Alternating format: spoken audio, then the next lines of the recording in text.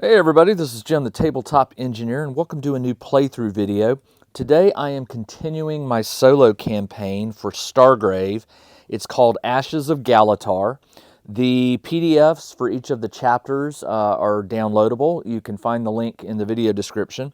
Let me give you the setup here. Now, your mileage may vary because the way these chapters work is there are certain objectives that you're supposed to try to meet, and depending on whether you meet them or get close to them can impact later chapters.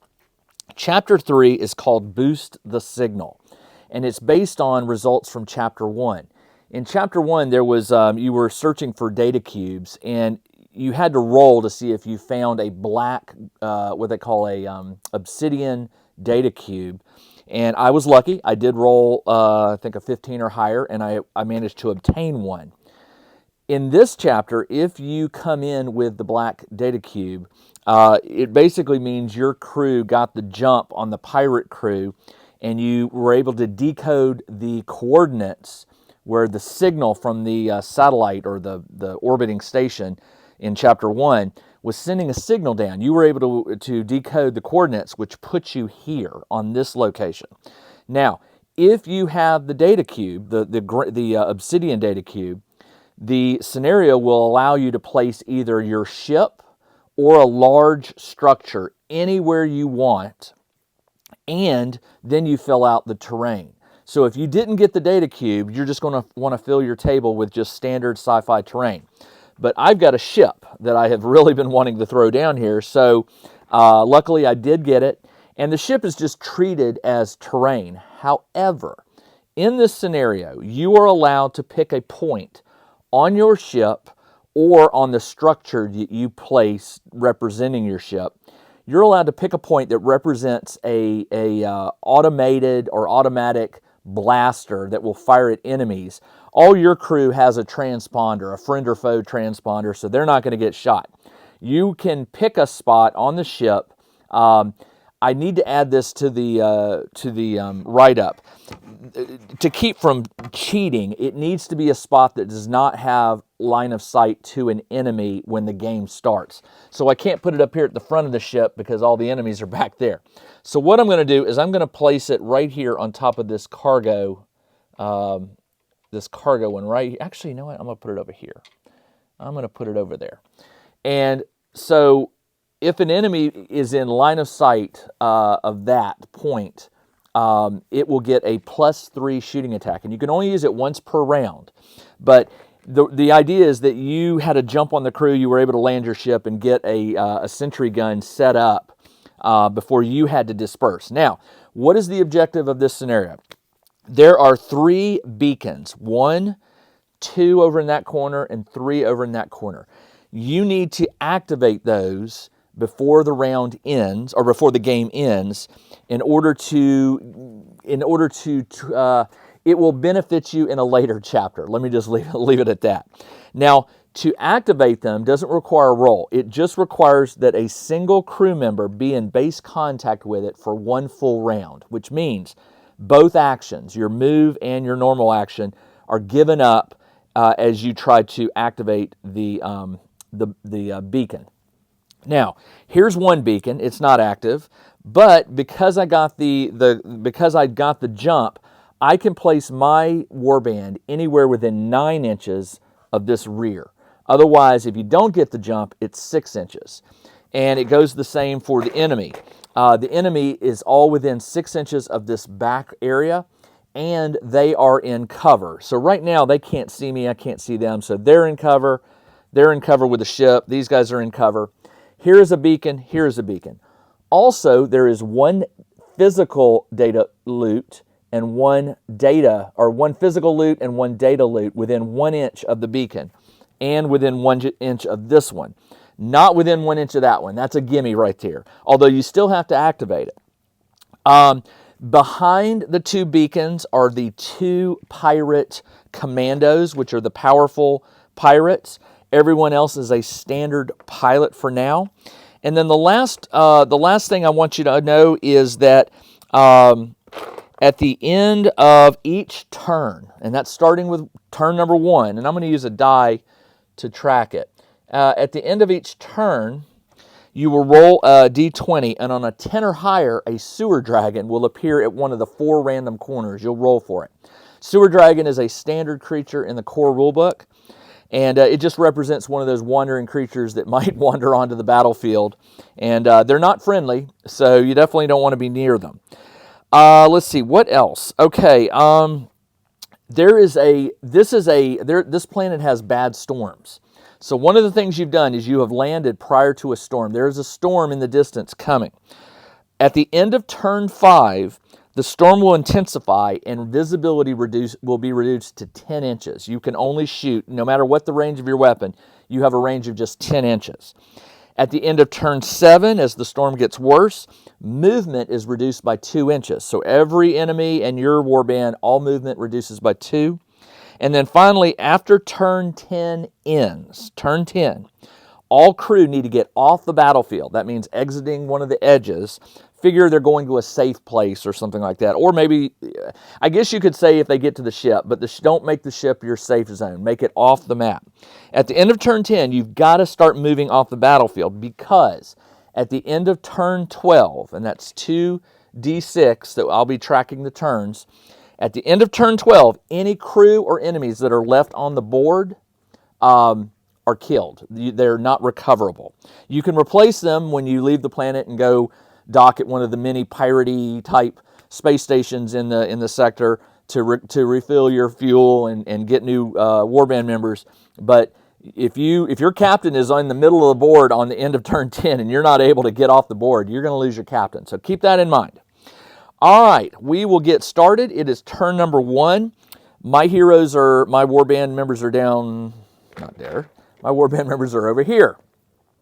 So the first thing, keep in mind, the objectives are to activate the beacons. Keep that in your mind as you play this scenario. By the way, the ship or the structure, you can't go through it. I've just got the doors open for looks, but I can't shortcut through them. They're not playable that way. All right, let's get going. Now, in the solo game of Stargrave, remember, captain phase, first mate phase, enemy phase, and then soldier phase or crew phase. All right, so my captain is right here, and he's got 3 within him. We have radioed to my first mate. We're going to try to get that beacon activated. So we're going to make a run for it. And this one is going to go this way. We're going to try to get them sort of activated at roughly the same time so we can get off the map and end the game. One of these guys is going to try to activate this, but that comes in soldier phase. All right, the captain can move 6. Actually, the captain can move 7. I did level him up. He can move 7, which is going to be enough to get him over here into cover. He can go 2. Yeah, he will totally move over here into cover. And he will ask all of them to move up as well. And they're going to get in there tight. And Snake Guy will get over here. And we've got plenty of cover here, so not going to worry about it right now. Before the captain's turn ends, I want to activate a power. I am going to do, this is always the trick. What do I want to try to do? The captain could use camouflage, and camouflage is good for him because no figure can draw a line of sight if they're more than 12 inches away. I am going to go ahead and camo my captain. To do that, is that an out of game? No, I have to activate it now. It's got a strain of 2, so I'm going to take 2 damage if it succeeds, and I need to roll a 10. I rolled an 11. So I do have camouflage activated, and I take 2 health. So my health is currently, it's normally 17. It is down to 15. I forgot to erase that, but it is down to 15. And that is the end of the captain phase. Coming over here to my first mate. Obviously, I've got lots of terrain here to hide behind, but I don't know where they are. You know, you got to play it like, you got to be sneaky. So I'm going to try to keep this all in line. So the first mate will move 1. He can move 6. This is less than 1 inch, so he can go 2, and then he'll go 4, and he's going to have these guys follow him. They're all behind him, staying with him. I'll have her move in here behind cover, and he is going to, my first mate, who I lovingly call Red, is going to cast Coordinated Fire. Coordinated Fire, the target, I can pick a crew member or myself, and if I succeed, they're going to get +1 shoot for the duration of the game, and it says it may not take a figure above +5 shoot. However, I do need to roll a 13 or higher. And does it have strain? I think it does. Nope, no strain. So 13 or higher, I rolled a 16. So I'm going to give that that's +2. I'm going to give my Pathfinder, I'm going to give that to my Pathfinder, I think. The Pathfinder normally has +3 shoot. I'm going to make the Pathfinder +4 shoot. And the Pathfinder is, you know what? I got these mixed up. The Pathfinder is my blue robot. That's what I meant. Okay, right there. All right, and that is two successful powers activated. Track those. I track them on my board here, and you can get a maximum of, what, 10, 5, 6, 8, yeah, 10. So definitely want to keep track of them because they give you XP. That is the end of the first mate phase. Now we go to the enemies, and there are a lot of them. Now, think like the enemy. The enemy doesn't care about the towers. They do want to guard them. They don't want to stick their neck out. What they want to do is just get to the best location, cover-wise. They know what I'm coming for. They know I'm coming for this. They know I'm coming for this. How do they know that? I think you have to assume that they're sort of on the same path you are. They just don't know why these need to be activated. They know that you want to activate them, so they're trying to stop you. And for that reason, the commandos are going to kind of lurk. They're dangerous, and they're in cover, so they know we're coming. We're going to have to figure this out. So for the first thing I'm going to do, I'm just going to move left to right. The commando can move a total, and let me get to their stats real quick. Sorry, I should have had those up. The pirate commandos, again, they're pretty dangerous guys. The pirate, where are they? Pirate shock trooper. I call them a commando, but they're the pirate shock trooper. They have a move of 6. So this guy, he's not taking chances. He's going to run around and he's going to get behind this stairs and he's going to look. He doesn't see anything. Can he see anything this way? He cannot. There's a lot of debris here, a lot of old mining equipment, and he's got plenty of cover. Now the question is, does he want to go high, try to get up high, or does he not? I would say if it were me and I were playing this, I would wait to see what my opponent commits to. So I think he's just going to stay put. He's going to use the standard pirates. They're going to order the pirates to do the dangerous stuff.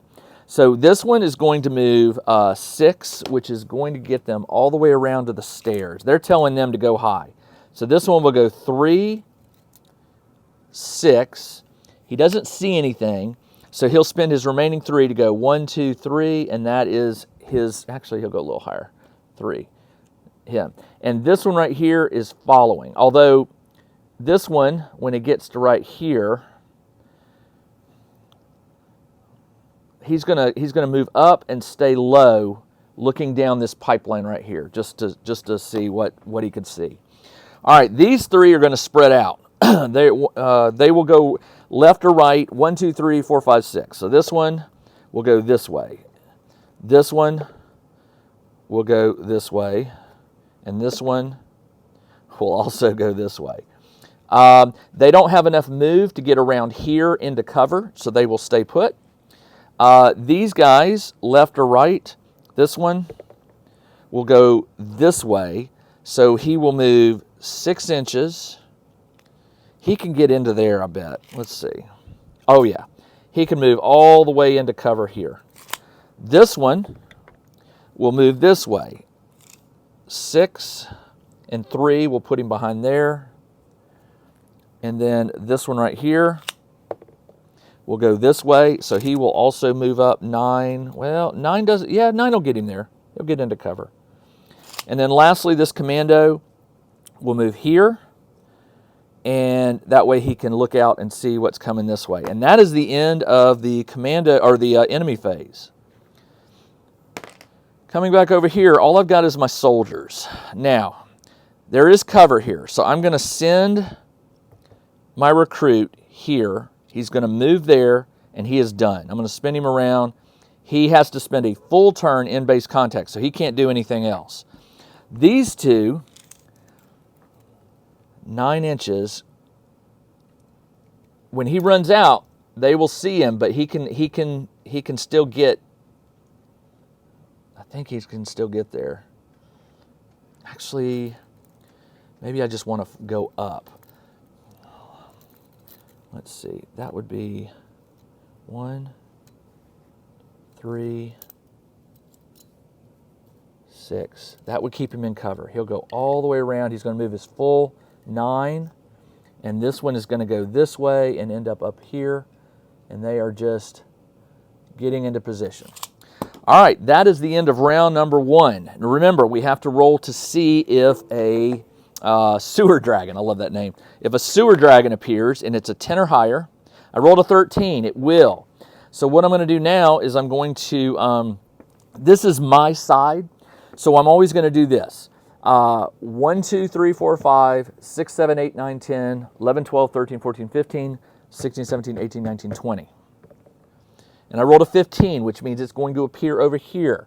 These are the sewer dragons. One will appear right here. Now, unfortunately for me, that sewer dragon can see me, but cannot see him, so I'm going to have to deal with it. And I just want to make sure it's at the halfway point, right there. All right. That is the end of turn number 1. We are now at turn number 2. Now, remember, I got to get these things activated before turn 10, 11, and 12 start. It is now my captain's phase. All right. Captain they know we're down here, but we don't know where. The captain sees over here. Can I get into cover? If he goes 7 and 3.5, 10.5 was more than to get him into cover. So I'm going to put him into cover here. Probably taking more risks than I should with my captain, but that's what happens. These guys can move 9, which 6, 3, and 6. Iffy. This one, Burner can only move 5. So 5 plus 2 is 7.5. He can only go 7.5, which puts him in the open. I don't like that. Do not like that at all. The Burner will just move closer so that on their next turn, they will be able to get into full cover here. The Recruit Snake can move 9. That also gets him only to here.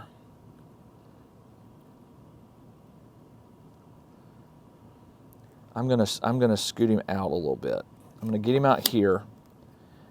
He's got the cover here, but not much. And then this new guy, who is my sentry, he can move 5, so he can move 7.5. I'm going to move him to the edge so that I could step out if I need to and take a pot shot. And he is done. Captain did his full move, so he cannot activate a power. So we come over here to my first mate. We see this snarling sewer dragon. And by the way, the sewer dragon, just so you know, their stats are, they move 5. I'm going to write this in here so I have it. The sewer dragon, so we'll go move, fight, shoot, armor, will, health. So the sewer dragon has a move of 5, 4 fight, 0 shoot, 12 armor, 4 will, and 15 health. I'll write in the trooper stuff in a little bit. All right, so also the sewer dragon, by the way, is immune to toxin, never stunned, strong, which means it does +2 damage if it hits, and it is called an animal. So when it's an animal, I believe it means it can't carry anything. Yeah, can't carry anything. So it turns and it sees me. I've got 3 people here to hopefully take care of this thing. So I'm going to go ahead and activate. I'm going to group activate and move them all. 1, 2, 3. I'm going to space them so they can all take a shot at this thing. Actually, maybe I put this one. Yeah, I need to move them over a little bit. All right. All right, line of sight. Let's start with red. He is +3 shoot versus the fight of the sewer dragon is +4. I'm just going to roll these in the box over here so the dice don't go flowing. I rolled an 11 to its 10. Okay, so 11 plus 3 is 14, but unfortunately 10 plus 4 is 14. We tie, so no damage. So he misses. Let's have the Pathfinder, +4 shoot versus +4 fight. I rolled a 19 to its 5. That could help. 19 plus 4 is 23. 23 minus its armor of 12 is 11. It only has 4 health left. I use green to represent how much health is left. And remember, it cannot be stunned, so no stun. And that leaves my single recruit, Shauna Solo. You like that, Shauna Solo? She is +2 shoot versus its +4. And I rolled a 6 to its 8, and it dodges her completely. That is the end of the, ooh, that's not good. Now it's the enemy phase. All right, so this can move 5, and then it can move 2.5, which does get it within an inch, so it would attack her, but it double moves, so it will not get to move.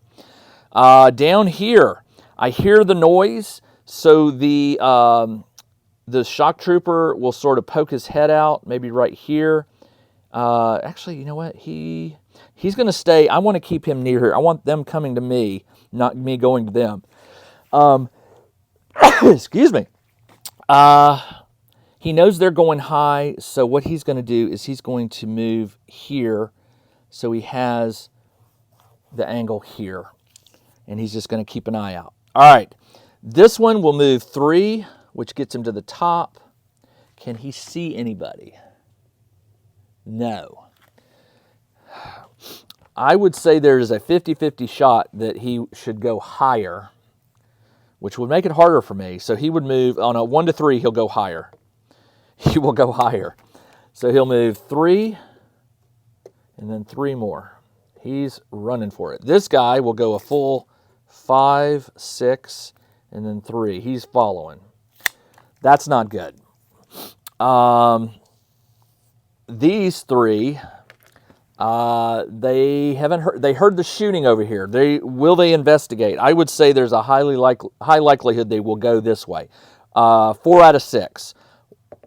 This one does. He will move 6 and then 3. This one on a 1 to 4, he does follow. She follows, and this one also. I managed the sound managed to pull them away. They can't see. There's just too much in there, so they're going to have to get closer. Now over here, these guys are inside the ship. They probably hear it, but they know. They saw my snake run. So this one right here, if he steps out, I think I can see his head. I would take the shot. I mean, it's worth it. The snake is in almost complete cover, so he's got +4, and this one is just a standard pirate trooper, what they call I'm sorry, not a pirate trooper, a pirate trooper, yeah. So the pirate trooper has a move of 5, 2 fight, 2 shoot. It has armor 11, health 12, and 0 will. Health 12, yep.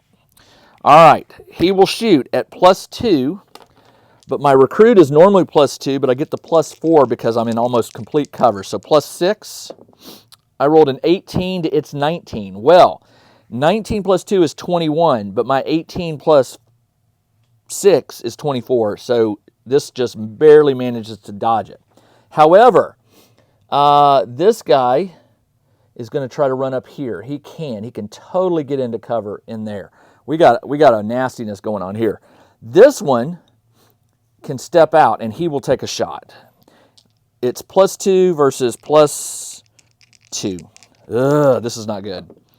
I rolled a 5 to its 16.